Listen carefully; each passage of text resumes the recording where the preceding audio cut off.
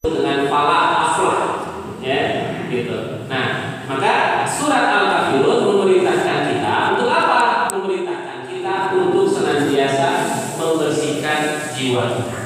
Ya. Dan inilah dakwah yang dilakukan oleh Rasulullah SAW. Jadi ketika Rasulullah SAW berdakwah, itu bagaimana membersihkan akidah mereka, membersihkan keyakinan masyarakat pada saat itu. Ya. Dari penyembahan terhadap berhala menuju penyembahan terhadap Allah. Nah, ini yang dilakukan oleh Rasulullah SAW. Nah, itu surat Al-Kafirun. Sedangkan di surat Al-Fil, ya, Allah turunkan surat Al-Fil untuk memberikan gambaran kepada kaum muslimin bahwa akan ada sosok yang berusaha menghancurkan simbol tauhid. Ya. Ini, jadi dari aspek turunnya surat, Allah sudah berikan gambaran. Di surat Al-Kafirun Allah perintahkan kita tauhidkan keyakinan kita, bersihkan keyakinan kita, ya. Hanya mengesahkan Allah, la ilaha illallah. Ya. Mohon maaf, ya. Saya tidak sepakat, saya tidak setuju, bahkan itu ucapan yang ngawur ketika mengatakan la ilaha illallah adalah kalimat persatuan. Ya, mau agamanya apapun yang penting mau bersatu berarti la ilaha illallah. Itu tasbih. Ya, Pak ulama sepakat kalimat la ilaha illallah adalah kalimat tauhid, tidak ada tawar-tawar lagi. Ya. Hadisnya jelas. Man qala fi akhir kalamihi la ilaha illallah dakhala. Ya. Siapa yang ketika akhirnya mengucapkan la ilaha illallah maka dia akan masuk surga. Kenapa? Ini kalimat tauhid. Kalimat tauhid. Gitu. Bahkan saya pernah menyampaikan kepada Bapak Ibu ada sebuah doa yang diajar oleh Nabi SAW. Ya, doa yang diajar oleh Nabi ketika Nabi hendak tidur. Ada yang sudah hafal Nabi? Selainnya tidur, selainnya misbihah itu. Allahumma ini aslam tuh. Nah, ada sudah hafal Bu? Aslam tuh nafsi. Alhamdulillah kalau ada sudah hafal. Ya, Allahumma aslamtu nafsi ilaika wa fawwatu amri ilaika dan seterusnya. Ya. Doa itu adalah doa penyerahan diri kita kepada Allah. Begitu juga kalimat tauhid. Kalimat tauhid adalah kalimat bagaimana menyerahkan diri kita kepada Allah sepenuhnya. Maka itu kalimat tauhid. Bukan al-lima bersatu agama tauhid. Itu berismu. Yang sulit. Ini Bapak Ibu hadirin yang rahimahullah. Jadi surat Al-Fil Allah memberikan gambaran kepada kita akan ada sosok, ya, akan ada sosok yang akan berusaha supaya tauhid kita tuh nggak murni, ya, supaya tauhid kita tuh nggak bersih. Akan ada simbol-simbol. Jadi kenapa saya sampaikan tadi bahwa Al-Fil ini adalah sebuah simbol, ya, simbol orang, baik itu kelompok yang mereka membuat sistem supaya apa? Supaya kaum muslimin tidak tahu akidah, ya, tidak bersih akidahnya, keyakinannya. Oleh karena itu, di dalam tafsir dijelaskan, ya, wanuzilat pada surah Al-Kafirun, surah ini diturunkan setelah surah Al-Kafirun sebagai bentuk berlepas diri dari apa yang disembah oleh orang-orang kafir. Wa annahu la musawamata 'ala akidah, ya, bahwa tidak ada tawar-menawar dalam ya. Ya, mohon maaf ya, kayak gini memang harus hitam dan putih, ya. Tidak ada ya abu-abu, gitu. Nah, kemudian Allah menurunkan surat Al-Fil sebagai bentuk perhatian dan mengingatkan orang-orang yang beriman dan juga untuk membuka mata orang-orang kafir terhadap peristiwa sejarah yang telah terjadi. Ya, mereka mengetahui walakin la yusimuna bi fa'liha, namun tidak mengambil manfaat dari peristiwa itu. Nah, bagi kita, bagi orang yang beriman, kisah bukan hanya sekedar cerita. Oh iya ya, ayat cerita pasukan Dajjal ingin menghancurkan. Ya, kalau ada cerita seperti itu sudah selesai. Ya, tapi kita bagi orang yang beriman bukan hanya itu. Ya, kisah itu adalah panduan bagi generasi yang hidup saat ini dan yang akan datang. Itu kisah itu begitu. Harus jadikan panduan untuk kita. Kan ada orang-orang yang mengatakan, sudah untuk apa kita belajar sejarah, untuk apa kita mempelajari kisah, dan kisah itu hanya masa lalu, ya, tidak bermanfaat untuk masa kini. Padahal kisah masa lalu sebagai panduan untuk generasi masa kini. Ya, sudah seperti itu belum? Ya, seringkali kan kisah ini hanya sudah tahu, oh iya, kisahnya begitu, oh iya. Tapi bagi kita ini harus jadi pelajaran. Ya, harus jadi pelajaran. Baik.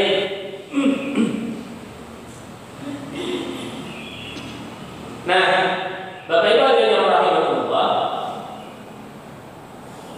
fa amma tadhkirul mu'minina, ya, adapun peringatan Allah untuk orang-orang yang beriman dan interpretasi Rasulullah terhadap mereka bahwasanya surat ini turun setelah deklarasi untuk berlepas diri dari orang-orang kafir dan bentuk penyembahan apa yang disembah mereka serta menolak tawarannya. Ya, jadi ini tadi sudah saya sampaikan, ya, bahwa dalam perkara akidah ini harus tegas, ya, gitu. Dan juga surat Al-Fil ini memberikan gambaran kepada kita kaum muslimin bahwa sehebat apapun, ini yang terpenting bagi kita, sehebat apapun kekuatan orang-orang kafir, sehebat apapun makar orang-orang kafir atau kaidahu, ya, kalau kaidahu tadi tipu daya, tapi tipu dayanya tersembunyi. Kalau makar, terang-terangan. Ya, kalau sekarang yang sedang kita rasakan tipu daya orang kafir, kaidahu atau makar. Ya, ada yang sifatnya kaidahu, ya, tersembunyi, gitu, tidak kelihatan, padahal ada. Ya, ada yang keburukan ini mereka lakukan. Ada juga sifatnya makar, jelas-jelas kelihatan. Ya, nah Allah mengingatkan kepada kita di surat Al-Fil ini, tidak usah takut, ya, tidak usah khawatir. Kenapa? Karena sehebat apapun tipu daya mereka, ya, sehebat apapun tipu daya mereka, tidak akan bisa mengalahkan Allah. Wa bakaru wa makaru. Mereka membuat tipu daya, membuat makar. Wa makarullah, Allah pun membuat makar. Emang Allah bukan makar? Bukan. Maksudnya Allah yang akan membalas tipu daya mereka. Ya. Nah, hanya bagaimana kesiapan kita sebagai orang-orang yang beriman. Baik, Bapak Ibu hadirin rahimakumullah, itu kalau dilihat dari aspek nuzulnya, ya, dilihat dari aspek turunnya surat Al-Fil setelah surat Al-Kafirun, ya. Kemudian setelah Al-Kafirun turun surat Al-Falaq dan An-Nas, ya. Nah, Al-Falaq dan An-Nas di situ memberikan gambaran tentang apa? Gambaran tentang kepada siapa kita harus berikan perlindungan. Kan di surat Al-Kafirun Allah merintahkan kita untuk bersihkan keyakinan kita, berlepas dari keyakinan mereka, ya. Gitu. Itu di Al-Kafirun.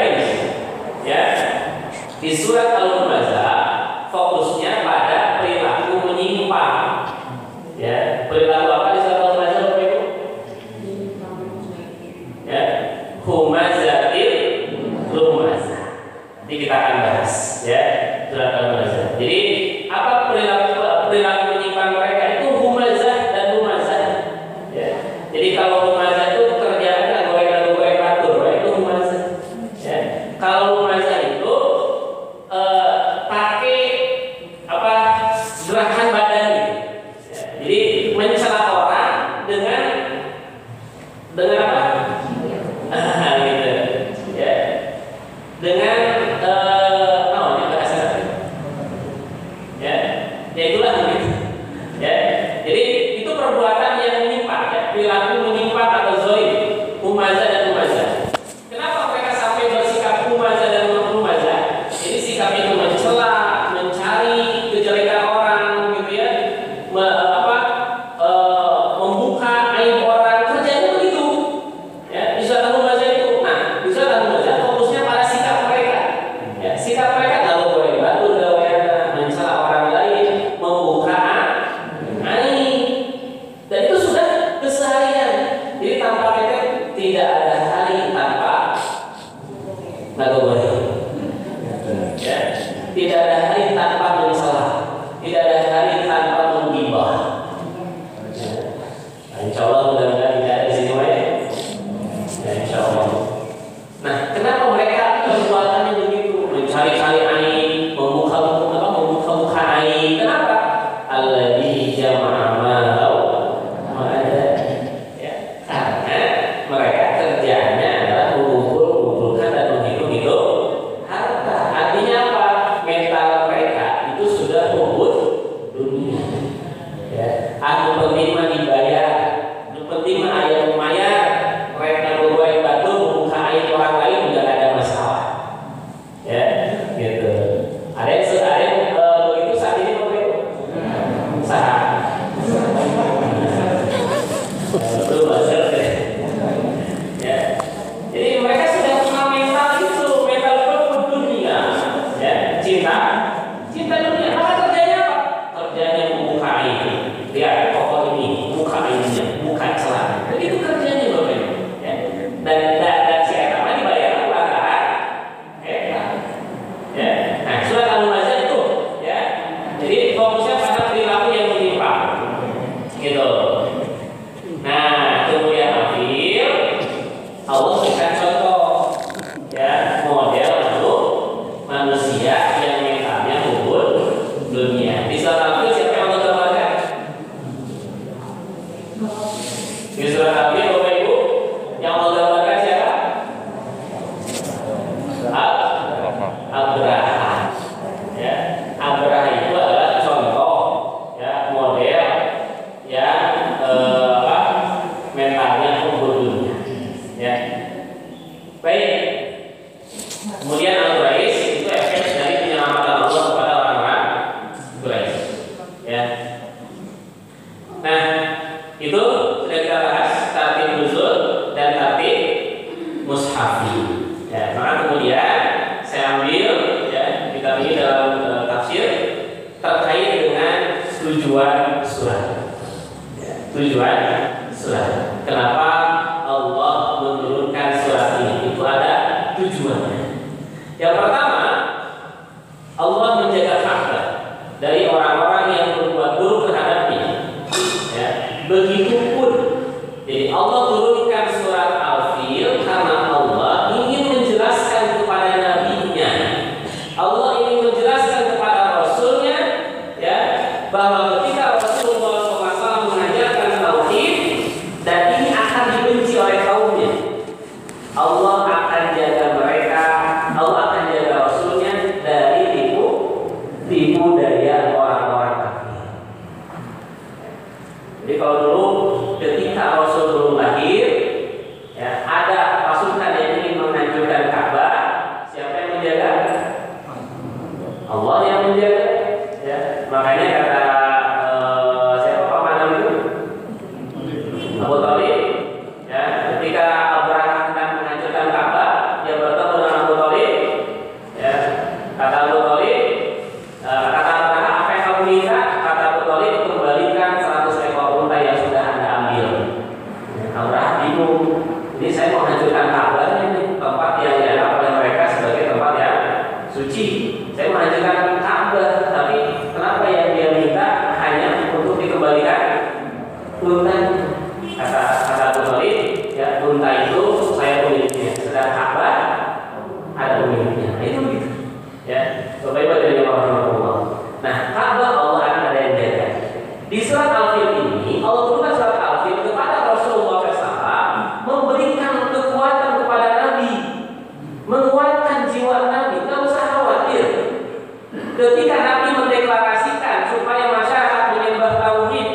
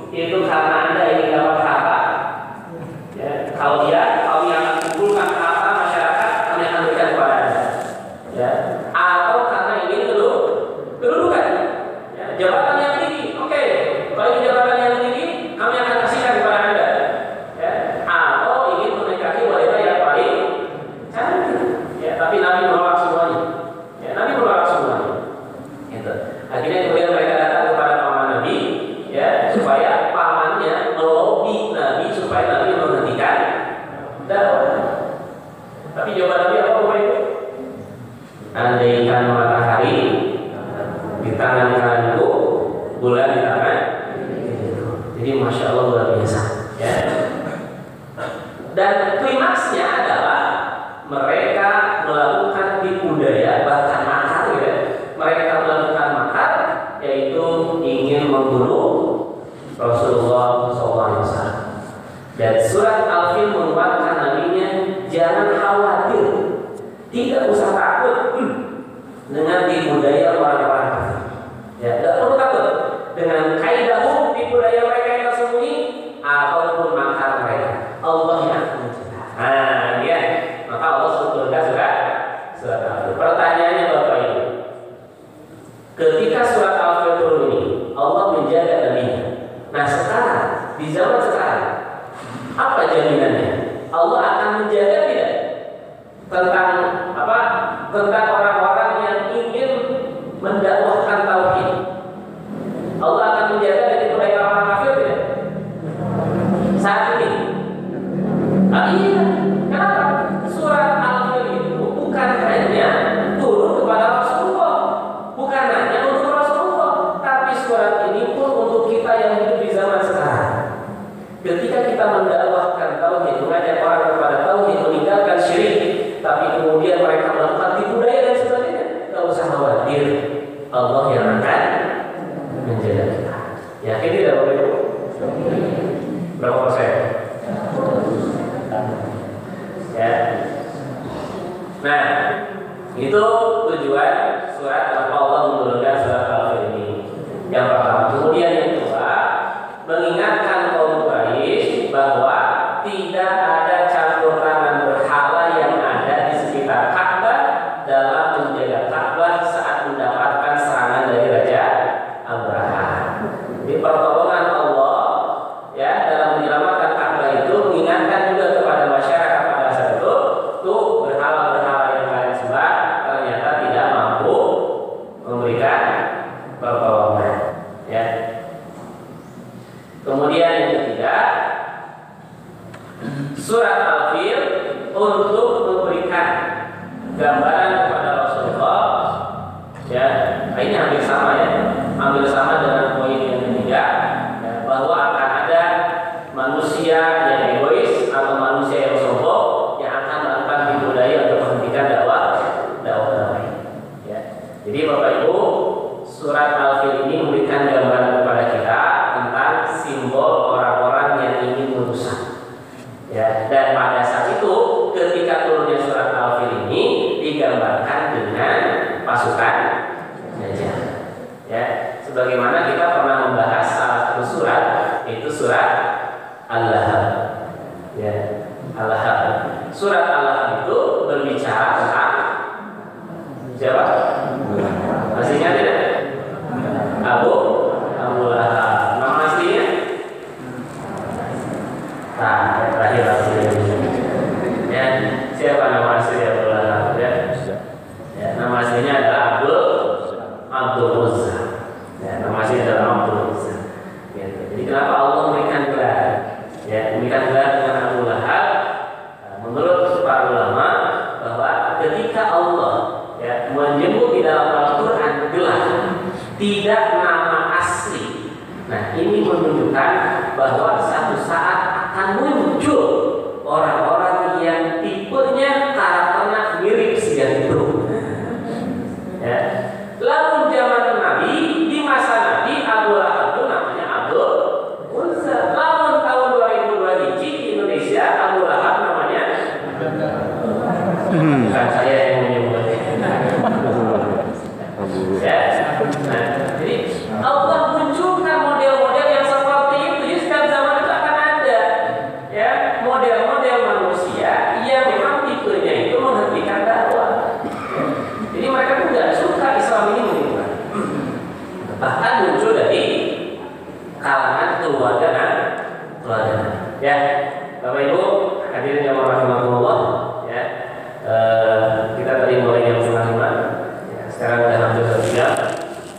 Mili di situ dulu. Terus dulu tadi.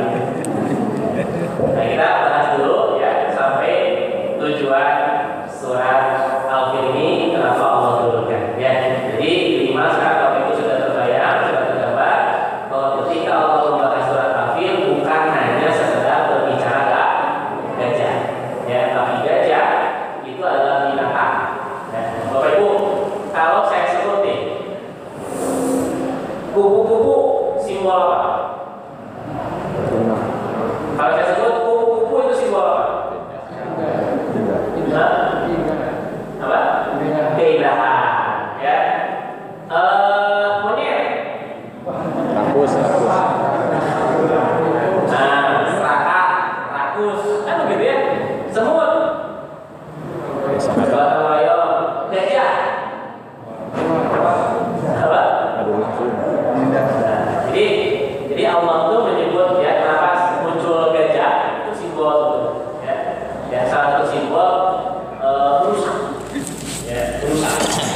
Jadi ada orang-orang yang memang terjadi merusak, khususnya adalah merusak ajaran Islam. Baik merusaknya mereka dari luar atau merusaknya dari dalam. Nah, kita mesti hati-hati jangan sampai kita terjebak terjerumus dengan kaidah tipu daya mereka yang tersembunyi ataupun makar tipu daya mereka yang terang-terangan. Mudah-mudahan Allah menjaga kita ya dari para tipu daya dan makar orang-orang yang ingin menghancurkan tauhid atau akidah kita.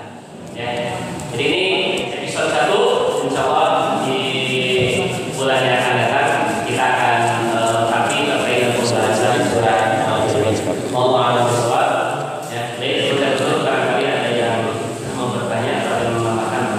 Baik, ada waktu berapa menit ya, mungkin ada pertanyaan mungkin saya satu.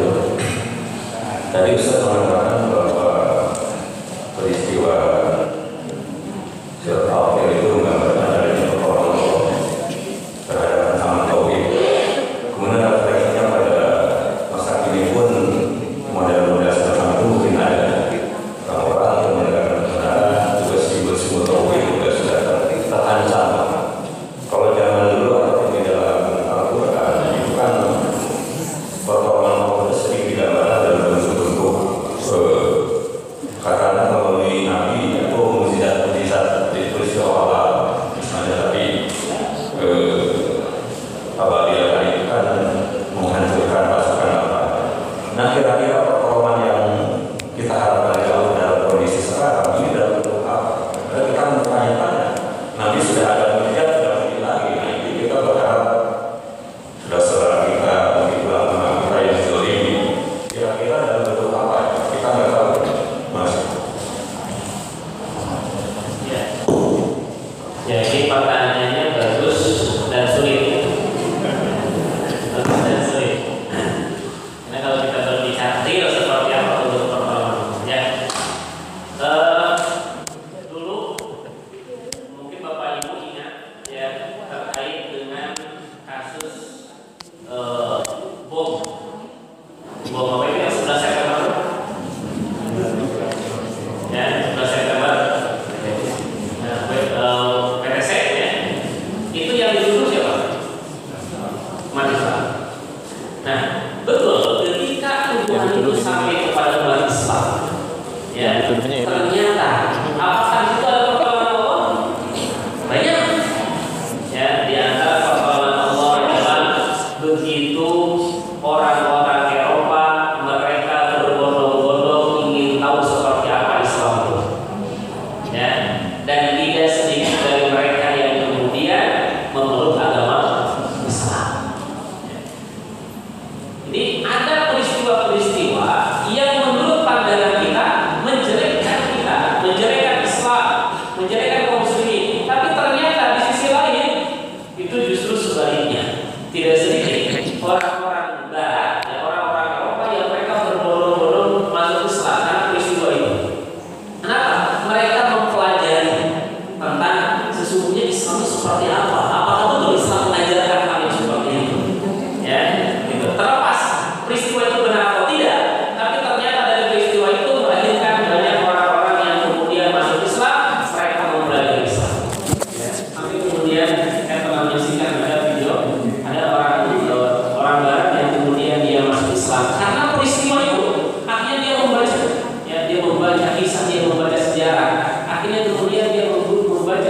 berkisah bagaimana seorang sahabat, ya, seorang sahabat ketika dia berperang, dia duel dengan musuhnya dan musuhnya sudah terjatuh, hendak dibunuh, si musuh kemudian meludahi muka sahabat ini, dan pada saat itu dia tidak jadi membunuh, ya, tidak jadi membunuhnya.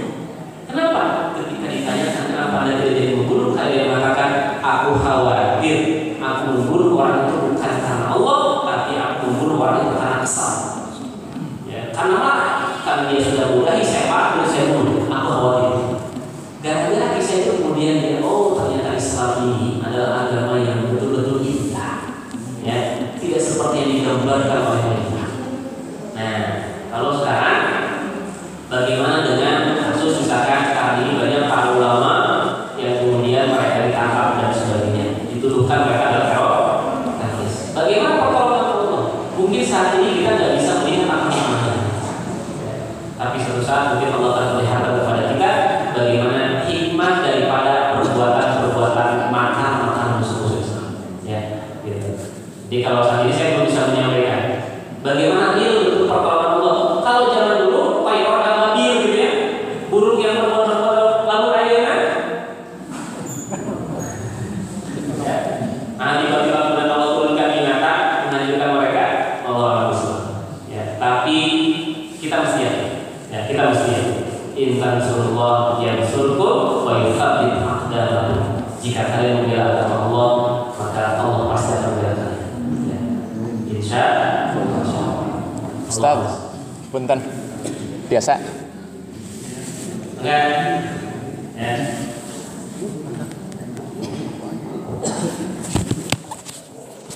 Punten. Assalamualaikum warahmatullahi wabarakatuh. Terima kasih kepada sesepuh PKM yang telah menyelenggarakan kegiatan ini. Semoga tetap berlanjut. Demikian juga kepada seluruh jamaah yang mengikutinya. Karena kegiatan ini akan sukses bukan karena kesuburan pengurus PKM, tapi karena kolaborasi kontribusi seluruh jamaah, minimal seluruh jamaah yang sholat subuh tetap berada di majelis ini. Juga saya mengucapkan terima kasih kepada ustaz-ustaz yang telah berusaha menawarkan petunjuk Allah lewat sajian-sajian yang insya Allah menarik. Mohon izin saya mengenalkan, nama saya Bakudin, salah seorang penyuluh agama Islam Kementerian Agama. Ini sangat relevan antara dua surah yang dibedah saat ini dengan temuan di lapangan. Baru-baru ini ditemukan ada aksi kegiatan murtadisasi atau kristenisasi kalau istilah populer itu. Ternyata sampai detik ini kita diajak, digiring untuk menghoaxkan kegiatan kristenisasi dengan beberapa cara. Ternyata terbukti di lapangan itu. Kalau di kota Bandung, di Andalusnya, Cimenyan itu sudah menjadi lokus yang betul-betul diketahui oleh banyak orang. Tapi di perkampungan ini jarang terjadi. Dugaan kita di kampung itu tidak terjadi kegiatan ini. Ternyata terjadi. Satu di antaranya ada di dua desa yang berbeda, dua keluarga korban pemurtadan. Kemudian lucu juga ya, ketika kita interogasi, walaupun satu keluarga kabur entah dibawa kemana oleh yang bersangkutan, yang keluarga kedua kembali bersyahadatnya. Setelah dialog, ternyata si misionaris itu mungkin sudah memberikan tutor kepada yang bersangkutan, memberikan kultum. Jadi tidak perlu si korban pemurtadan itu untuk menyatakan pindah agama, tidak perlu mengganti kolom KTP agama titik 2 Islam jadi non-Islam, tapi cukup dengan mengatakan bahwa Anda tetap beragama Islam. Katakan kepada orang-orang Anda itu tetap Islam, tapi katakan Tuhan Anda adalah Yesus. Nah, ini strategi, satu strategi yang tadi itu disebutnya makar, kemudian al-kaid dan lain sebagainya. Makar dan aksi terselubung itu ternyata ditemukan oleh Intel oleh penyuluh dan oleh kontributor-kontributor yang lainnya. Ini mohon jadi perhatian bagi kita semua. Yang kedua, dia tidak menyatakan murtad, tapi tidak perlu sholat. Nah ini, dan ini terjadi. Kemudian yang ketiga, mereka juga ini ada hubungan dengan kegiatan di tempat yang lain. Jadi satu keluarga yang kesusahan untuk mendapatkan kontribusi harta hanya untuk bersalin istrinya, minjam ke hapunten, ke tetangga yang mungkin husnudon itu sesama muslim tapi tidak ngasih juga. Mungkin pada saat itu karena kurang pengetahuan, minjam ke DKM tidak ngasih juga. Akhirnya terdengar oleh orang kafir, udahlah sini saja, jangan banyak ngomong dan lain-lain, nanti ambil saja di gereja. Tiba-tiba dengan kegiatan itu satu keluarga murtad. Ini hanya sekedar eksplorasi berdasarkan penelitian di lapangan. Akhirnya saya atas nama penyuluh agama yang tadi terima kasih juga sudah diingatkan, hati-hati kita dengan satu narasi semua agama itu benar. Semua agama itu benar. Padahal Allah sudah mengatakan inna dina indallahil Islam. Dan ini bisa saja jebol pertahanan kaum muslimin dengan konsep moderasi agama itu. Dan saya termasuk orang di dalam Kementerian Agama itu sendiri. Saya protes dengan narasi ketika kalimat dan judul moderasi agama itu untuk mengatakan bahwa semua agama itu benar. Kenapa? Ini bertentangan dengan konsep Allah dan bertentangan dengan fitrah yang sudah Allah gunjangkan kepada setiap diri. Harus mengatakan bahwa agama itu yang benar adalah agama Islam.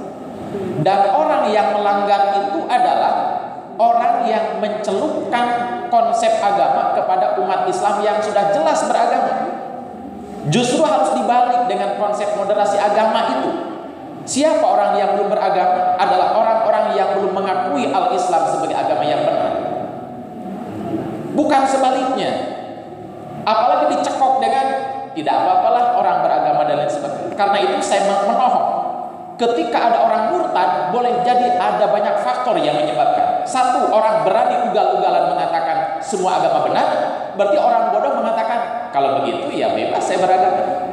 Agama apapun juga boleh saya miliki, karena ada tokoh yang mengatakan semua agama benar. Dia lupa dengan Al-Qur'annya. Inna dina indallahil Islam.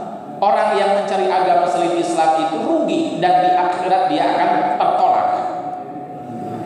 Tiba-tiba atas semua konsensus politik harus ugal-ugalan mengatakan kepada dunia, kepada publik viral semua agama benar. Saya atas nama PNS yang digaji oleh negara, tetapi identitas saya muslim, saya menolak konsep itu. Nah terakhir kali, hati-hati ketika ada satpam tidak sholat di lingkungan kita, hanya gara-gara kontrak dengan si bosnya. Baik satpam perumahan atau satpam institusi formal pemerintahan atau BUMN, hati-hati. Boleh jadi satpam itu dari rumahnya beragama, tapi karena kontrak dengan kontraktornya atau dengan si bosnya, tiba-tiba ya dengan alasan menjaga warga, menjaga lingkungan, menjaga gerbang, menjaga kendaraan orang, tidak sholat. Saya tanya, berapa ratus juta itu gaji satpam? Apakah kita berdosa membiarkan satpam tidak sholat Jumat? Hati-hati.